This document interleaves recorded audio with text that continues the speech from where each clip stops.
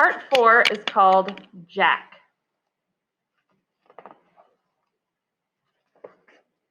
The call.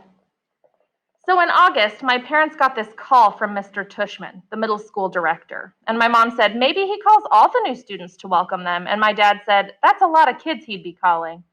So my mom called him back, and I could hear her talking to Mr. Tushman on the phone. This is exactly what she said. Oh, hi, Mr. Tushman. This is Amanda Will, returning your call. Pause. Oh, thank you. That's so nice of you to say. He's looking forward to it. Pause. Yes. Pause. Yeah.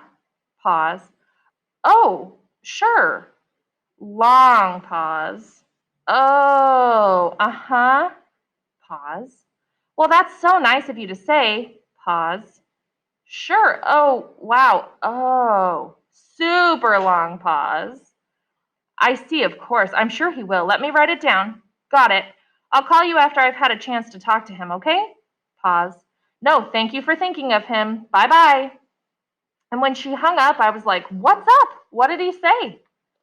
And Mom said, well, it's actually very flattering, but kind of sad too. See, there's this boy who's starting middle school this year, and he's never been in a real school environment before because he was homeschooled. So Mr. Tushman talked to some of the lower school teachers to find out who they thought were some of the really, really great kids coming into 5th grade. And the teachers must have told him you were an especially nice kid, which I already knew, of course. And so Mr. Tushman is wondering if he could count on you to sort of shepherd this new boy around a bit. Like, let him hang out with me? I said. Exactly, said Mom. He called it being a welcome buddy. But why me? I told you, your teachers told Mr. Tushman that you were the kind of kid who's known for being a good egg. I mean, I'm so proud that they think so highly of you. Why is it sad? What do you mean? You said it's flattering but kind of sad too. Oh, Mom nodded. Well, apparently this boy has some sort of, I guess there's something wrong with his face or something like that. Not sure. Maybe he was in an accident. Mr. Tushman said he'd explain a bit more when you come to the school next week. School doesn't start till September. He wants you to meet this kid before school starts. Do I have to? Mom looked a bit surprised. Well, no, of course not, she said, but it would be the nice thing to do, Jack. If I don't have to do it, I said, I don't want to do it. Can you at least think about it? I'm thinking about it, and I don't want to do it. Well, I'm not going to force you, she said, but at least think about it some more, okay? I'm not calling Mr. Tushman back until tomorrow, so just sit with it a bit. I mean, Jack, I really don't think it's that much to ask that you spend a little extra time with some new kid. It's not just that he's a new kid, Mom, I answered. He's deformed. That's a terrible thing to say, Jack. He is, Mom. You don't even know who it is. Yeah, I do, I said, because I knew the second she started talking about him that it was that kid named August. Carvel.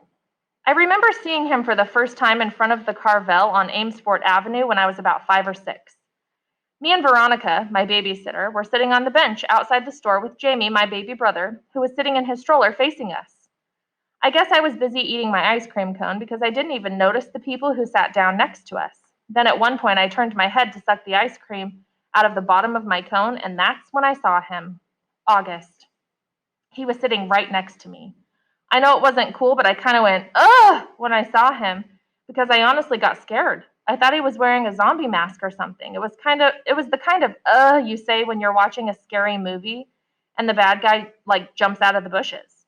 Anyway, I know it wasn't nice of me to do that, and though the kid didn't hear me, I know his sister did. Jack, we have to go, said Veronica. She had gotten up and was turning the stroller around because Jamie, who had obviously just noticed the kid too, was about to say something embarrassing. So I jumped up kind of suddenly, like a bee had landed on me, and followed Veronica as she zoomed away. I could hear the kid's mom saying softly behind us, okay, guys, I think it's time to go. And I turned around to look at them one more time. The kid was licking his ice cream cone, the mom was picking up his scooter, and the sister was glaring at me like she was going to kill me. I looked away quickly. Veronica, what was wrong with that kid? I whispered. Hush, boy, she said. Her voice got angry. I love Veronica, but when she got mad, she got mad. Meanwhile, Jamie was practically spilling out of his stroller trying to get another look as Veronica pushed him away. But Veronica, said Jamie. You boys were very naughty, said Veronica, as soon as we were farther down the block, staring like that. I didn't mean to, I said. Veronica, said Jamie. Us leaving like that, Veronica was muttering. Oh, Lord, that poor lady. I will tell you, boys. Every day we should thank the Lord for our blessings. You hear me? Veronica! What is it, Jamie? Is it Halloween? No, Jamie. Then why was that boy wearing a mask? Veronica didn't answer. Sometimes when she was mad about something, she would do that. He wasn't wearing a mask, I explained to Jamie. Hush, Jack, said Veronica. Why are you so mad, Veronica? I couldn't help asking. I thought this would make her angrier, but actually she just shook her head. It was bad how we did that, she said, just getting up like that, like we'd just seen the devil. I was scared for what Jamie was going to say, you know. I didn't want him to say anything that would hurt that little boy's feelings. But it was very bad, us leaving like that. The mama knew what was going on. But we didn't mean it, I answered. Jack, sometimes you don't have to mean to hurt someone. Do you understand? That was the first time I ever saw August in the neighborhood, at least that I remember. But I've seen him around ever since then, a couple of times in the playground, a few times in the park. He used to wear an astronaut helmet sometimes, but I always knew it was him underneath the helmet. All the kids in the neighborhood knew it was him. Everyone has seen August at some point or another. We all know his name, though he doesn't know ours, and whenever I've seen him, I try to remember what Veronica said, but it's hard. It's hard not to sneak a second look. It's hard to act normal when you see him. Why I changed my mind. Who else did Mr. Tushman call? I asked Mom later that night. Did he tell you? He mentioned Julian and Charlotte. Julian, I said. Ugh, why Julian? You used to be friends with Julian. Mom, that was like in kindergarten. Julian's the biggest phony there is, and he's trying so hard to be popular all the time. Well, said Mom, at least Julian agreed to help this kid out. Got to give him credit for that. I didn't say anything because she was right. What about Charlotte? I asked. Is she doing it too? Yes, Mom said. Of course she is. Charlotte's such a goody two-shoes, I answered. Boy, Jack, said Mom, you seem to have a problem with everybody these days. It's just, I started. Mom, you have no idea what this kid looks like. I can imagine. No, you can't. You've never seen him. I have. It might not even be who you're thinking it is. Trust me, it is. And I'm telling you, it is really, really bad. He's deformed, Mom. His eyes are like down here. I pointed to my cheeks, and he has no ears, and his mouth is like. Jamie had walked into the kitchen to get a juice box from the fridge. Ask Jamie, I said. Right, Jamie? Remember that kid we saw in the park after school last year? The kid named August? The one with the face? Oh, that kid, said Jamie, his eyes opening wide. He gave me a nightmare. Remember, Mommy? That nightmare about the zombies from last year? I thought that was from watching a scary movie, answered Mom. No, said Jamie. It was from seeing that kid. When I saw him, I was like, ah! And I ran away. Wait a minute, said Mom, getting serious. Did you do that in front of him? I couldn't help it, said Jamie, kind of whining. Of course you could help it, Mom scolded. Guys, I have to tell you, I'm really disappointed by what I'm hearing here, and she looked like how she sounded. I mean, honestly, he's just a little boy, just like you. Can you imagine how he felt to see you running away from him, Jamie, screaming? It wasn't a scream, argued Jamie. It was like an ah! He put his hands on his cheeks and started running around the kitchen. Come on, Jamie, said Mom angrily. I honestly thought both my boys were more sympathetic than that. What's sympathetic? Said Jamie, who was only going into the second grade. You know exactly what I mean by sympathetic, Jamie, said Mom. It's just he's so ugly, Mommy, said Jamie. Hey, Mom yelled, I don't like that word. Jamie, just get your juice box. I want to talk to Jack alone for a second. Look, Jack, said Mom as soon as he left, and I knew she was about to give me a whole speech. Okay, I'll do it, I said, which completely shocked her. You will? Yes.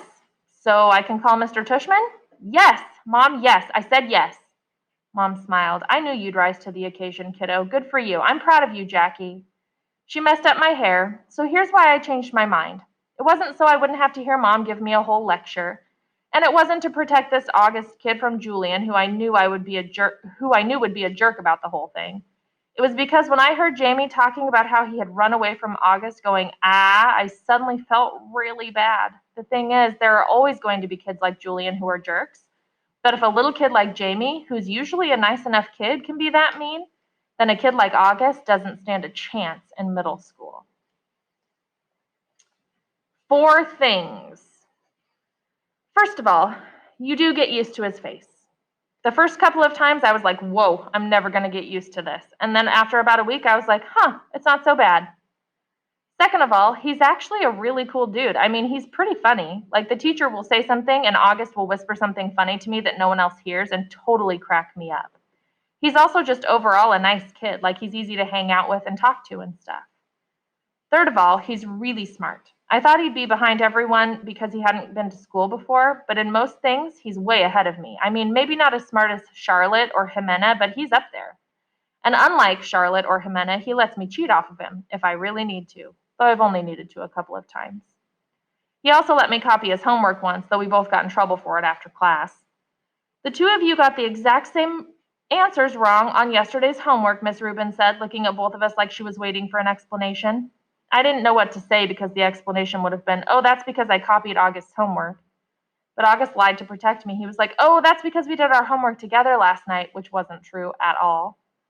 Well, doing homework together is a good thing, Ms. Rubin answered, but you're still supposed to do it separately, okay?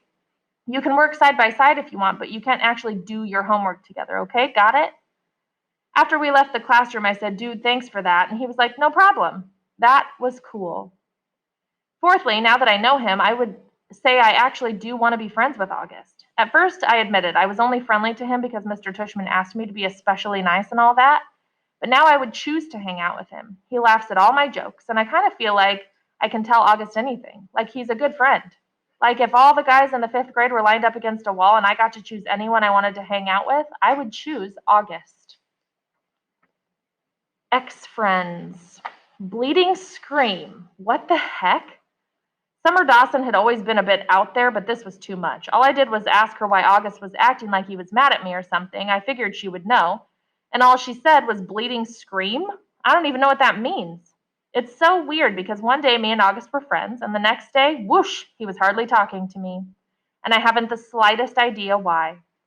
When I said to him, hey, August, you mad at me or something? He shrugged and walked away, so I would take that as a definite yes. And since I know for a fact that I didn't do anything to him to be mad about, I figured Summer could tell me what's up. But all I got from her was bleeding scream? Yeah, big help. Thanks, Summer.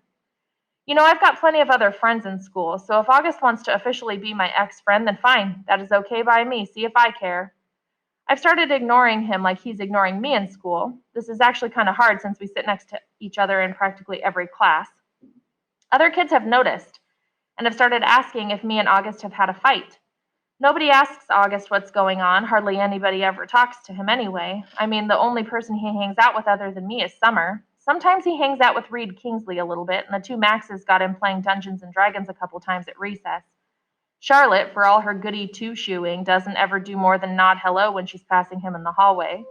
And I don't know if everyone's still playing the plague behind his back because no one ever really told me about it directly, but my point is that it's not like he has a whole lot of other friends he could be hanging out with instead of me. If he wants to diss me, he's the one who loses, not me.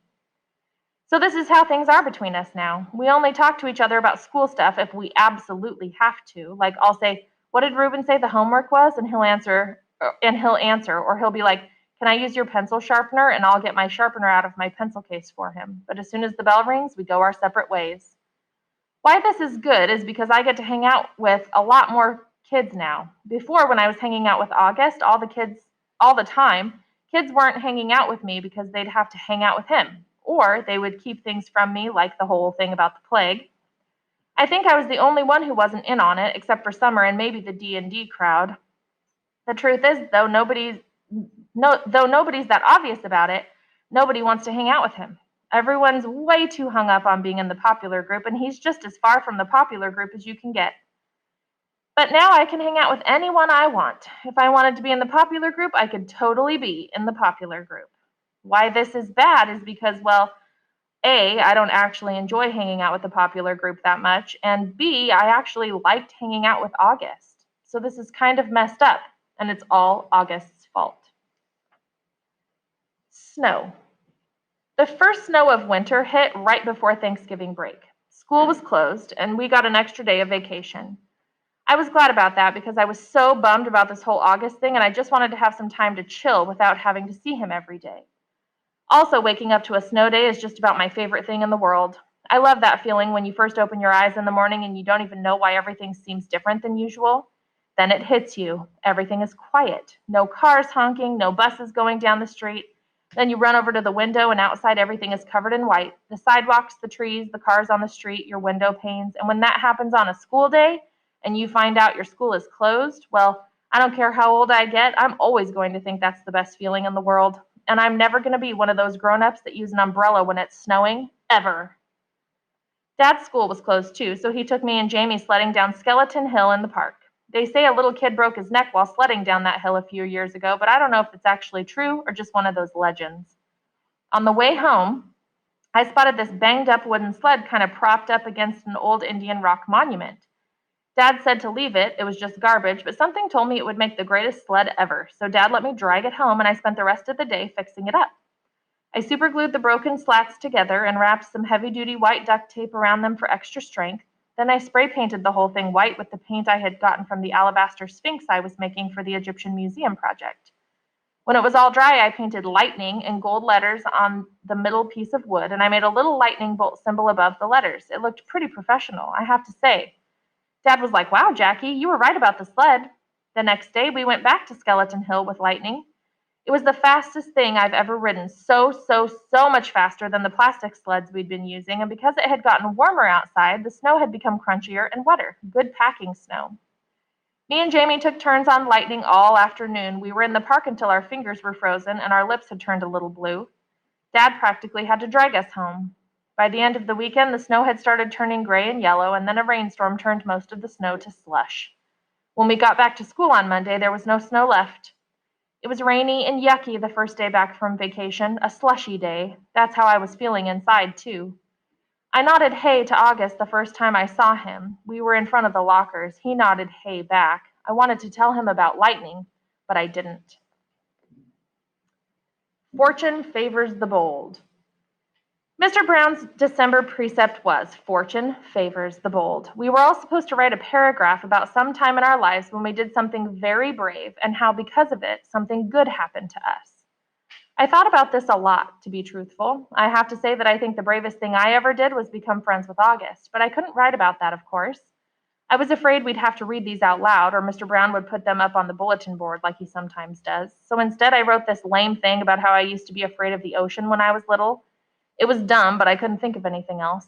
I wonder what August wrote about. He probably had a lot of things to choose from. Private school. My parents are not rich. I say this because people sometimes think that everyone who goes to private school is rich, but that isn't true with us. Dad's a teacher and mom's a social worker, which means they don't have those kinds of jobs where people make gazillions of dollars. We used to have a car, but we sold it when Jamie started kindergarten at Beecher Prep. We don't live in a big townhouse or in one of those doorman buildings along the park. We live on the top floor of a 5-story walk-up we rent from an old lady named Doña Petra, all the way on the other side of Broadway. That's code for the section of North River Heights where people don't want to park their cars. Me and Jamie share a room. I overhear my parents talk about things like, can we do without an air conditioner one more year? Or maybe I can work 2 jobs this summer. So today at recess, I was hanging out with Julian and Henry and Miles. Julian, who everyone knows is rich, was like, I hate that I have to go back to Paris this Christmas. It's so boring. Dude, but it's like Paris, I said like an idiot. Believe me, it's so boring, he said. My grandmother lives in this house in the middle of nowhere. It's like an hour away from Paris in this tiny, tiny, tiny village. I swear to God, nothing happens there. I mean, it's like, oh wow, there's another fly on the wall. Look, there's a new dog sleeping on the sidewalk. Yippee! I laughed. Sometimes Julian could be very funny. Though my parents are talking about throwing a big party this year instead of going to Paris, I hope so. What are you doing over break? Said Julian. Just hanging out, I said. You're so lucky, he said.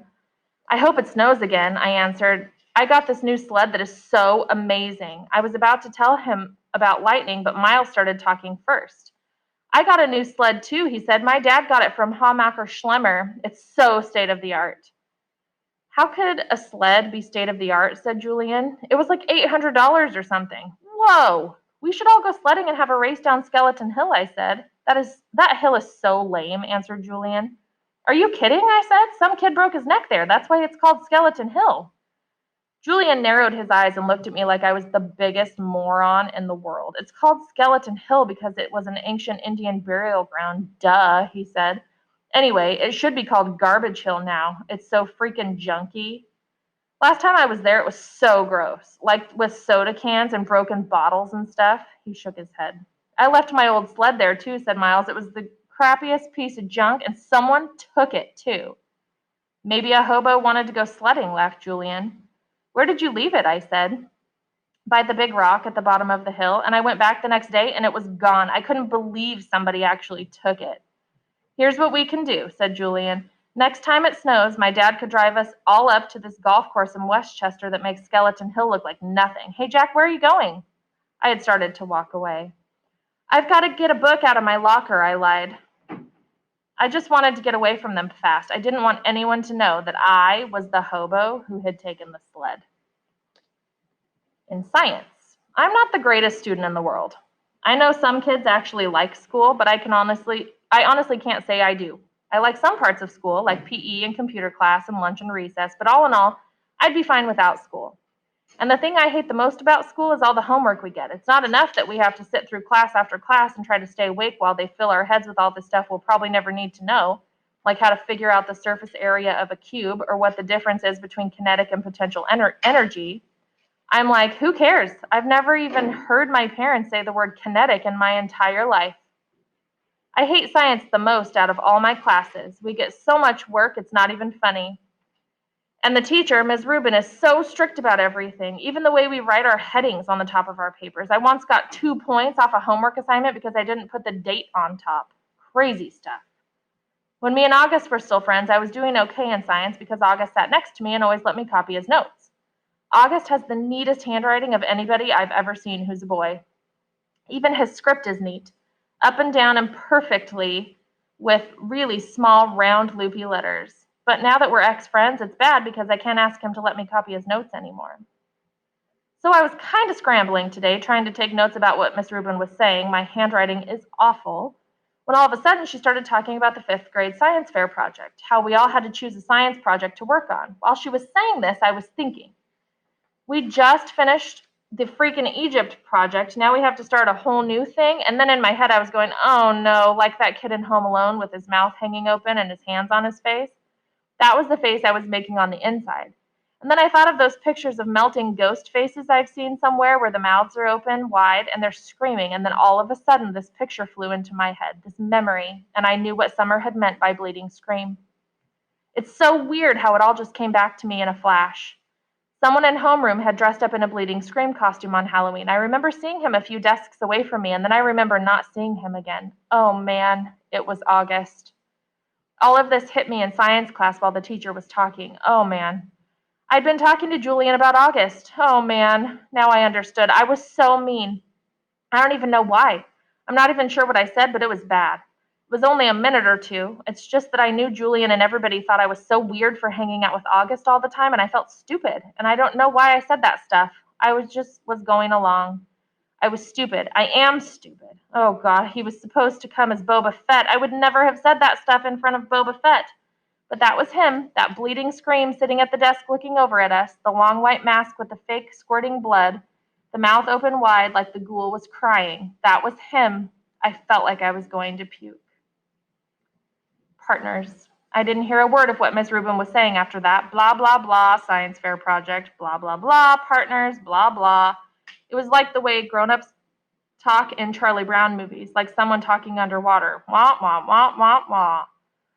Then all of a sudden, Miss Rubin started pointing to kids around the class. Reed and Tristan, Maya and Max, Charlotte and Jimena, August and Jack. She pointed to us when she said this. Miles and Amos, Julian and Henry, Savannah and... I didn't hear the rest. Huh? I said. The bell rang. So don't forget to get together with your partners to choose a project from the list, guys, said Miss Rubin as everyone started taking off. I looked up at August, but he had already put his backpack on and was practically out the door. I must have had a stupid look on my face because Julian came over and said, looks like you and your best bud are partners. He was smirking when he said this. I hated him so much right then. Hello, Earth to Jack Will, he said when I didn't answer him. Shut up, Julian. I was putting my loose leaf binder away in my backpack and just wanted him away from me. You must be so bummed you got stuck with him, he said. You should tell Ms. Rubin you want to switch partners. I bet she'd let you. No, she wouldn't, I said. Ask her. No, I don't want to. Ms. Rubin, Julian said, turning around and raising his hand at the same time. Miss Rubin was erasing the chalkboard at the front of the room. She turned when she heard her name. "No, Julian," I screamed. "What is it, boys?" she said impatiently.